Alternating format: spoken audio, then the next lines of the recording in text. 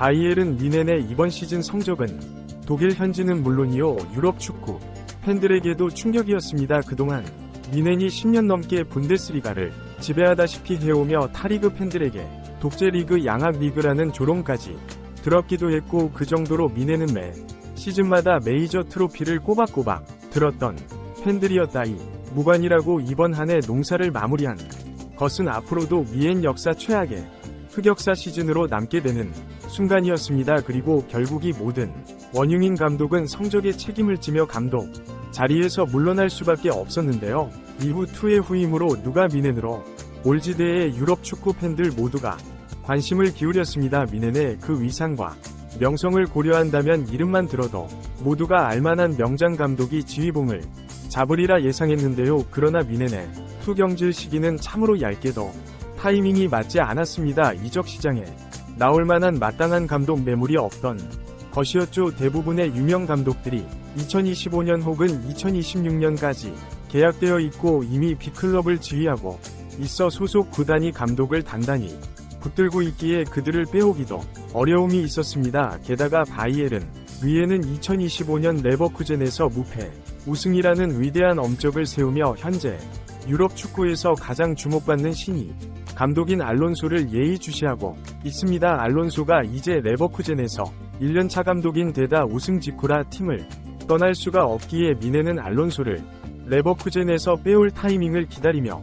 그때까지 투의 공백을 메꾸어줄 일종의 땜빵 역할 같은 감독을 찾고 있었 것인데요. 그러나 감독을 향한 뮌헨 수뇌부들과 전 레전드들의 오지랖과 간섭은 이미 독일 바깥에서도 유명하고, 감독을 파리 목숨 마냥 여기며 고작해야 1-2년 쓰고 치워 버리겠다는 마음으로 접근하는데, 아무리 독일 최고의 명문 클럽이라도 그 어떤 감독이 쉽게 이곳으로 이직하려는 그렇기에 뮌헨은 감독 선임의 난항을 겪으면서 5월이 끝나가는데도 제대로 된 후임 감독을 정하지 못하고 있었습니다. 그러던 도중 깜짝 후보로 등장하여 모두의 예상을 뒤엎은 것이 바로 위 감독 빈센트 콤파니 있는데요.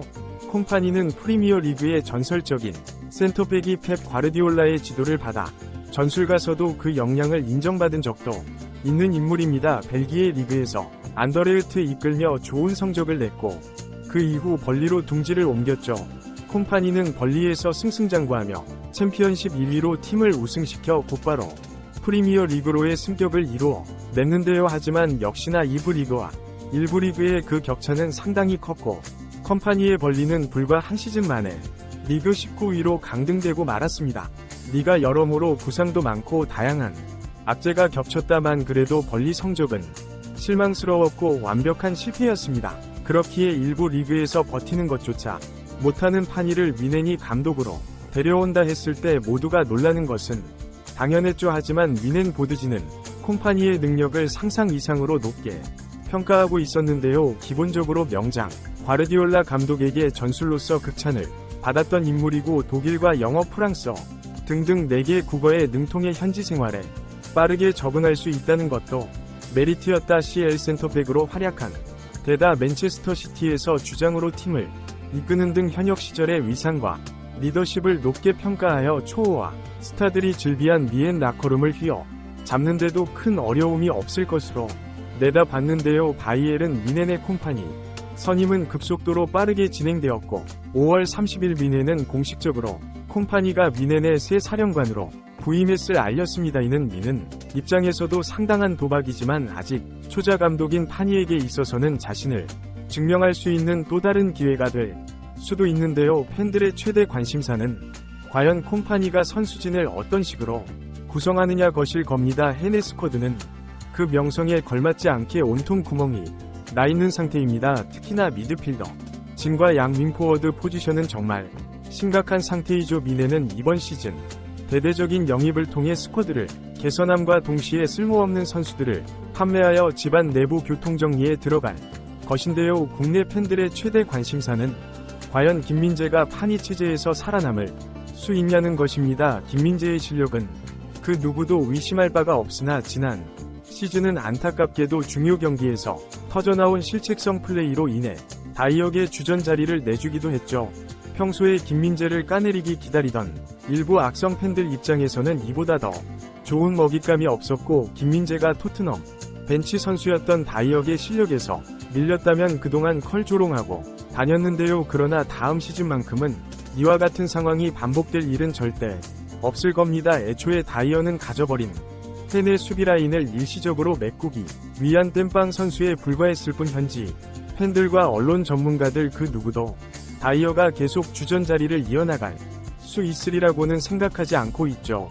오히려 다이어는 컴파니에 의해 빠르게 방출될 수도 있다는 전망입니다. 그리고 그들은 김민재가 콤파니 체제에서 가장 중요한 한 축을 담당하게 될 것이라 내다봤는데 맨시티에서 선수 생활을 했던 콤파니는 당연 과르디올라 감독의 전술의 영향을 가장 많이 받을 수밖에 없었고 현재 그가 추구하는 축구는 대부분 과르디올라의 티키타카 축구 철학에 기반을 두고 있습니다. 하지만 콤파니의 권리를 지켜본 전문가들은 콤파니가 그저 스승의 전술을 담습기만 하는 단순한 감독은 아니라 말했는데요. 콤파니의 축구는 마치 클롭과 과르디올라의 전술을 서로 반반씩 섞어 놓은 것과 흡사하고 맨시티의 전술은 높게 라인을 끌어올렸지만 후방에서부터 느린 템포로 천천히 볼을 전개했던 것에 비해 콤파니는 엄청나게 빠른 템포와 동시에 빠른 원투 패스 플레이로 굉장히 리스크 있는 경기를 펼쳤던 것이죠. 물론 벌리 같은 하위권 팀에서 이런 공격적인 전술은 오히려 독이 될 수밖에 없었습니다. 하지만 유럽 최고의 선수진을 갖춘 위넨에 서면 얘기가 다르고 미엔 보드진이 파니에게 기대하고 있던 것도 바로 이런 것인데요. 기본적으로 라인을 높게 끌어올리는 축구는 필연적으로 상대의 역습과 카운터 어택을 맞이할 수밖에 없습니다. 특히나 전술이 상대에게 읽히고 익숙해질수록 상대팀은 더욱 엉덩이를 빼고 역습 한 방만을 노리겠다는 자세로 나오곤 하죠.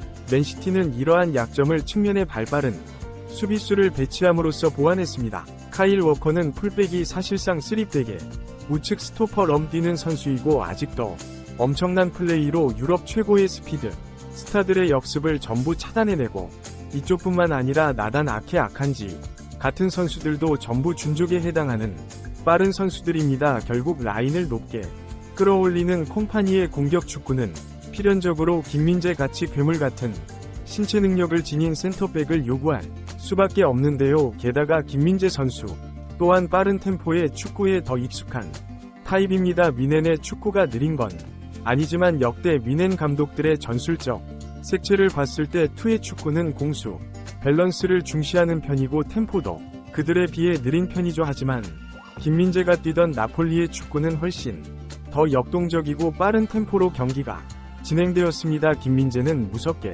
달려나가서 상대를 차단해내고 그 빈자리를 다른 수비수가 잽싸게 메꿔 주기도 했는데요. 그렇기에 콤파니의 스피디한 축구는 김민재 선수에게 있어 가장 안성맞춤의 환경이라 볼 수 있죠. 하지만 이에 비해 다이어 같은 선수는 더욱 가치가 떨어지기 마련입니다. 다이어의 수비 스타일은 수동적이고 안정지향적인 데다가 자신의 임무를 동료 수비수들에게 미루는 경향이 있어 있는 콤파니가 추구하는 축구에는 치명적인 단점이죠. 게다가 다이어는 두에 터진 데다 스피드까지 느려 1대1 저지 능력은 더욱 형편없는 센터백이기 때문에 콤파니 체제하에서 다이어가 선발로 나설 일은 컵대회 주전 선수들의 체력 안배를 위한 경우를 제외하고는 없다고 볼 수 있는데요. 또한 레전드 수비수로서 콤파니의 셋이 지도도 김민재의 기량 상승에 크나큰 역할을 할 것입니다.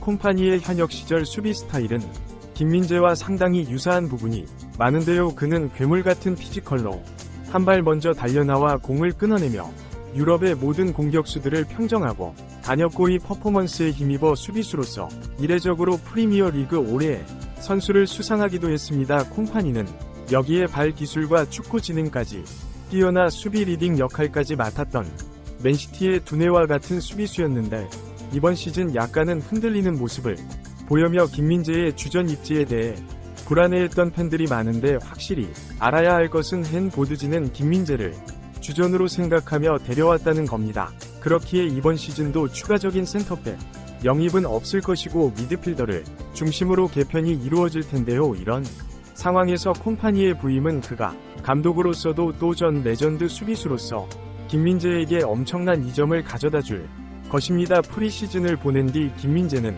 다시 미엔 팬들 앞에 모습을 드러낼 것입니다. 그것도 주전으로서 말이죠. 이번 영상은 여기까지입니다. 구독과 좋아요는 사랑입니다. 감사합니다.